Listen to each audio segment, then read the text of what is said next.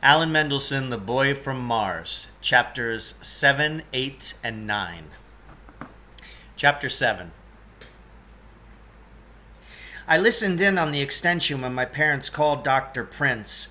"Your boy is flunking everything in school and you're worried if he smokes a cigar?"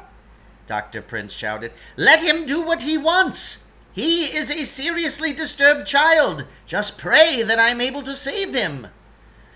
"But won't smoking stunt his growth?" my mother asked.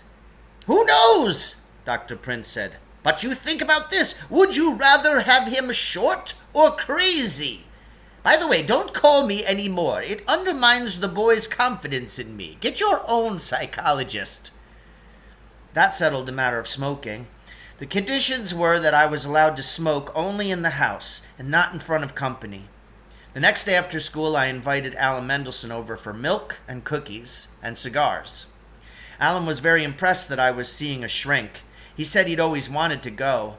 There was a kid in his old school who went to a shrink. He could come in late and leave early and go to the nurse's office and take a nap and skip gym, and nobody said a word. Alan's parents didn't believe in psychology. I told him that was too bad. I thought about what Alan said about the kid in his old school. Mr. Hines knew I was seeing Dr. Prince, and he would be sure to notify my teachers. I could see possibilities arising from seeing Dr. Prince. My mother had been worried that the other kids would find out I was seeing a shrink and ostracize me. She still didn't understand that they couldn't ostracize me any more than they did already. Ostracize is a word I picked up from my social studies book. It seems that in ancient Greece, once a year, they would all drop pieces of broken pottery into a jar. The pieces of pottery were called ostracons. If you didn't like somebody, you just wrote his name on your ostracon. If he got enough votes, he'd be kicked out of town.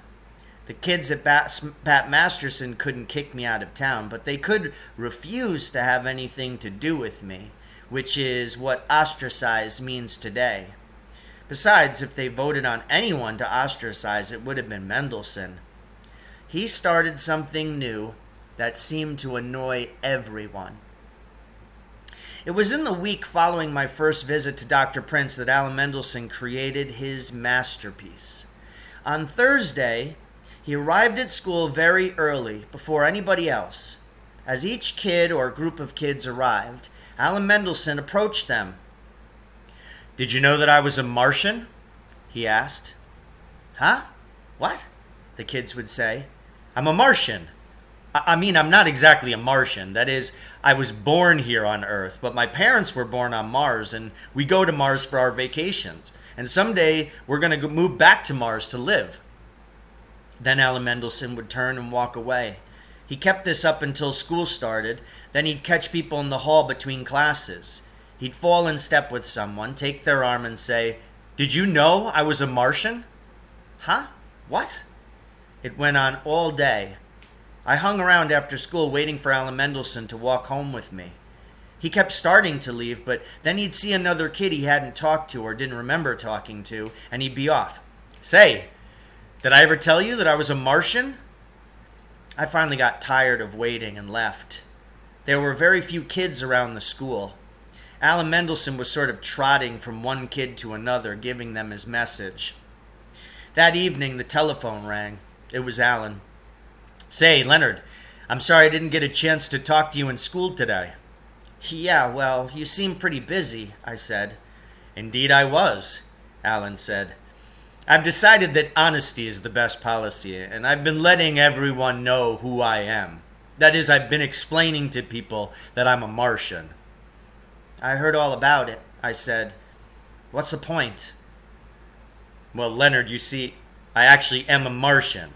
That is, I myself wasn't born on Mars, but my parents were born on Mars, and we go there all the time, and someday we're going to move back to Mars to live." Alan had remembered that he hadn't gotten around to me. I wanted to change the subject. "Are we still going to Hogborough to look for comics and old books on Saturday?" I asked. "As far as I know, Leonard," Alan Mendelsohn said. "That is to say, if nothing special or catastrophic happens before then." I'll see you in school tomorrow, I said. Indubitably, Alan said. He had a bunch of books that he had gotten in a second-hand store in the Bronx. They were all about building a mighty vocabulary. Every now and then he would use a word like indubitably. We said goodbye and hung up. I went out to the backyard. My father was hosing down the portable barbecue. Did you know that Alan Mendelsohn's family are Martians? I asked. I didn't know why I said that. It was just on my mind. I thought his people came from New York, my father said. It'll be too cold to barbecue outside soon, son. Maybe we ought to get one of those electric barbecues and set it up in the kitchen. I went inside the house to get a cigar and read a book on hypnotism that Alan Mendelsohn had loaned me. The next day, Friday, when I arrived at school, a kid spoke to me. A big kid I had never seen before. Do you believe? What do you mean? Do you believe he's a Martian? The big kid asked. Sure, I said. The big kid hit me in the stomach and walked away. I felt like I was going to throw up. I sort of staggered over to the building and leaned against the wall, waiting to feel better. Not far away, another kid was approached by a kid carrying one of those green book bags. Do you believe? The kid with the book bag asked. No, said the other kid. And bang! The kid swung his bag and hit the other kid on the top of the head. There were confrontations of this kind going on all over the place. Two kids would meet, exchange a few words, and one kid would bop the other, or they'd shake hands and walk away to find some other kids to question. The bell rang before things could develop into a full-scale riot, but the kids were in an ugly mood as they crowded into the building, and girls and boys punched, pushed, and shoved one another. Things were fairly quiet during the morning. There were 3 or 4 fistfights in the halls between classes. That was unusual, but nothing big happened. There was a kind of undercurrent of excitement building all morning. Everybody knew that lunchtime was going to be special. When the bell rang for lunch, there was a loud cheer from all parts of the school. When I got to the lunch court, it was like a battlefield. Trash cans were overturned, benches were lying every which way, garbage was everywhere. Quite a few kids had bloody noses and other minor injuries. Everywhere I heard the question, do you believe? Yes, pow. Do you believe? No, pow.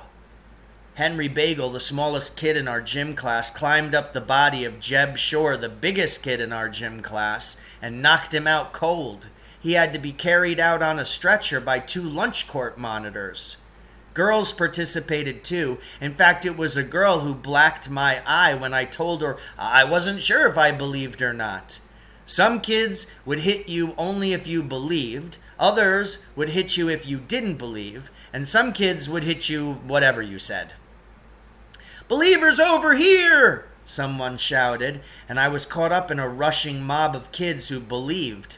Someone threw a triple-decker tuna fish sandwich which hit me in the back of the neck. I looked up and thought I saw Alan Mendelsohn hanging out a second-floor window. He seemed to be enjoying the whole scene.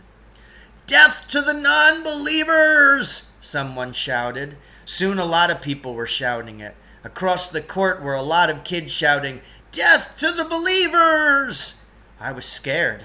I wanted to get out of there. Some non-believer was going to bash my head in a minute. Then we heard sirens.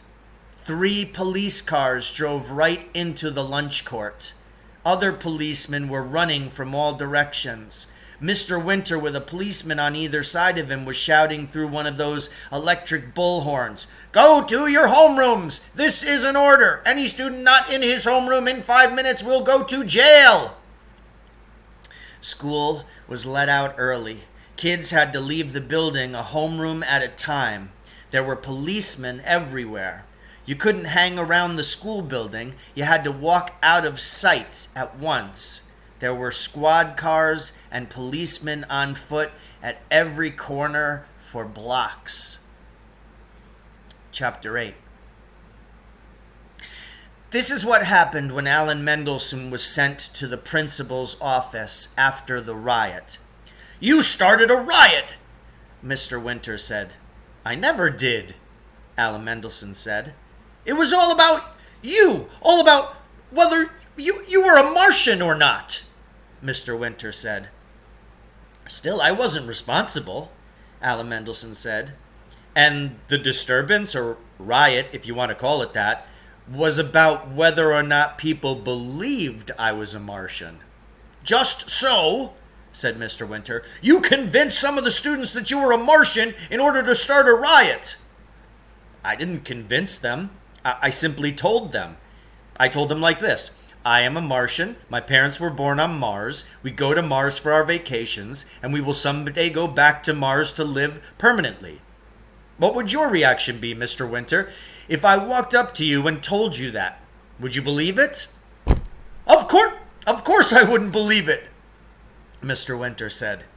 "Well, neither would I," Alan Mendelsohn said. "So how can you accuse me of planning to start a riot between people who did and did not believe something which I never expected anyone to believe?" "Why did you tell people you were a Martian in the first place?" Mr. Winter asked. "Because it's true," Alan Mendelsohn said. "You are suspended for 5 days starting Monday," Mr. Winter said. "That's fair," Alan Mendelsohn said. Chapter 9. Alan Mendelsohn apparently convinced his parents that the riot wasn't his fault. That is, he had them somewhat convinced. They still insisted that he stay in the house for the whole weekend. That put an end to our plans for a book-buying trip to Hogborough on Saturday. I went over to Alan's house and hung around for a while on Saturday morning. He said his parents hadn't put any restriction on where he went during the week of his suspension. They figured that with me in school, he wouldn't have any fun, since I was the only kid he went around with. He had mentioned to his mother that he might want to go to the museum in Hogborough to work on a science project. She said that would be okay. I said I wished I could be suspended with him. He said he wished I could too. Alan kept leafing through comic books, and there wasn't too much conversation. I told Alan I had to go to the library. He walked me to the door. At the door, Alan said, "Leonard, I noticed that you were with the Believers yesterday. Thanks. I appreciate that." At the library, I found a book in the children's section called Psychiatry Made Simple for Younger Readers. I checked it out. Also, I took out an adventure book called Howard Goldberg Frontiersman. I got home in time for lunch. Grandfather and the old one had been invited over to barbecue in the backyard. When I got there, they had already arrived. They were sitting in the house while my father stood over the portable barbecue, wearing a plaid woolen lumber jacket over his apron. It was really getting kind of cold for cookouts. "Leonard, are you crazy?" Grandfather asked me when I came through the door. "No, I'm not crazy," I said. "See?" the old one shouted to my mother, who was in the kitchen. She was arranging some alfalfa sprouts the old one had brought for us to eat. My father was barbecuing chicken for us and nut cutlets for Grandfather and the old one. "See, Louise, the boy says he's not crazy, so why are you sending him to a crazy doctor?" "He's not a crazy doctor," my mother shouted back. "He's a child psychologist, and he's helping Leonard adjust so he can do well in school." Melvin really loved Grandfather. He was sitting in front of him, 3/4 awake, drooling on his knee. "Phooey," Grandfather said. "Let the kid join the Navy for a couple of years. A few months at sea, and he'll be fine." "Leonard is only 12 years old," my mother said. "He can't join the Navy." "I was 11 years old when I joined the Navy," Grandfather shouted. "No, 10 years old. I told them I was 23. I had a beard and hair on my chest. I was 6 feet 4 inches tall because I never ate meat, because I never ate chicken, and because I ate almost everything raw. You're cheating your son out of his birthright of good health." I wondered how grandfather could have been 6 feet 4 inches tall when he was 10 years old. He's about 5 feet 1 inch now. My father came in with the chicken and nut cutlets. My grandparents didn't want to eat the nut cutlets because they were cooked. My father kept insisting. He wanted to show off how good he was at barbecuing. Just a few alfalfa sprouts for me, the old one said, and some raw potatoes and maybe a little yogurt. All through the meal, my father kept trying to get her to taste the nut cutlets. After lunch, we all sat around and grandfather talked about the Ituri rainforest pygmies. He said they run every place and clap their hands while they're running so they won't surprise a leopard. He also said that if you take pygmies out of the forest and into the open grassland, they get confused. They aren't used to being able to see more than 15 or 20 feet away. If they see a bunch of elephants a long way off, they will not think that they are elephants that look tiny because they're far away, but little tiny elephants 15 or 20 feet away. Grandfather said he always wanted to go and visit the pygmies. The old one said she thought they were so small because of all the meat in their diet. The old one wasn't much taller than a pygmy herself. She came up to grandfather's shoulder. After a while, my parents took my grandparents home. First, my father showed them how the radio-controlled electric garage door opener worked. Then they drove off. I had decided not to go along for the ride. I wanted to read my book about psychiatry. The book was sort of interesting. I read it all evening Saturday, most of the day Sunday. School on Monday was more or less back to normal. Mr. Winter made a long speech on the public address system about how disgraceful everybody's conduct had been. He said that Bat Masterson's students had a certain tradition to uphold. He said that for years and years, the Bat Masterson student had been a model to the world of good conduct, courtesy, and correct attire. He was ashamed of us all. And he was especially ashamed that a student who did not have the true Bat Masterson spirit had brought about such shameful behavior on the part of boys and girls who had been brought up to know better. He went on and on, as usual. What really got me was that most of the kids acted as if they were really ashamed that they let good old Bat Masterson down. I was let out early so I could go to my appointment with Dr. Prince. I caught the bus to Hogborough. Once again, I bought a cigar at the newsstand in the lobby. This time, I bought one called a Fargo Brothers Rum-Soaked Curly Q. This was a great big cigar that had a wavy shape. It turned out to be a terrific smoke. I didn't even need the bubble gum. It was soaked in some kind of a sweet, sugary rum, and it made sparks every now and then when you smoked it. "Well, Leonard, what kind of week have you had?" Dr. Prince asked me once I was settled into the big chair, my Fargo Brothers rum-soaked curly Q sparking and burning away. I've had a lot of anxiety," I said. I picked this up from the psychiatry book I read over the weekend. "Anxiety, eh?" Dr. Prince said, leaning forward in his chair. "Tell me more." "Well, I have these dreams, and I wake up sweating, and sometimes I can't tell if it's a dream or not," I said. This was all baloney. I had gotten it from the book, too. Yes, tell me about these dreams," Dr. Prince said. He was leaning way forward in his chair. He was puffing his pipe very fast, and he had his pen and pad poised, ready to write down whatever I said. "Well, in these dreams I've missed school, and they come and get me, and it turns out that I wasn't really sick. That is, I didn't have a good excuse. And these people, teachers and principals, all say I have to be punished, and they take me to the electric chair. Then they strap me in, and my parents are there crying, and the principal gives the order to throw the switch. Then I wake up." Dr. Prince was writing furiously. There were beads of sweat on his forehead. He was puffing his pipe so hard that little showers of sparks and ashes were flying all over the place and landed in his lap. "So you think you'll be executed if you miss school, do you?" he asked. "Well, no," I said, sort of hesitating. "I mean, they wouldn't kill me for missing school, would they?"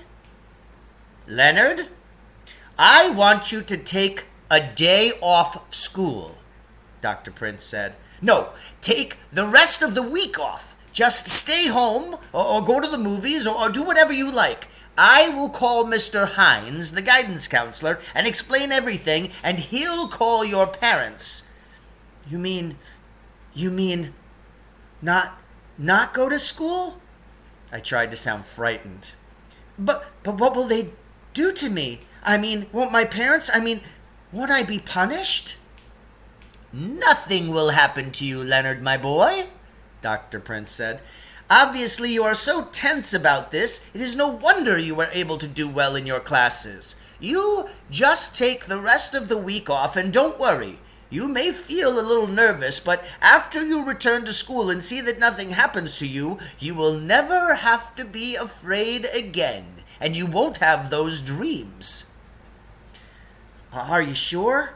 I said. I mean, couldn't I just come in late, say 5 minutes? "Trust me, Leonard, take the week off. It will be easy." That night I called Alan Mendelsohn and told him I had the rest of the week off. We arranged to meet the next morning on the 9 o'clock bus to Hogborough. So ends chapter 9, Alan Mendelsohn, the boy from Mars.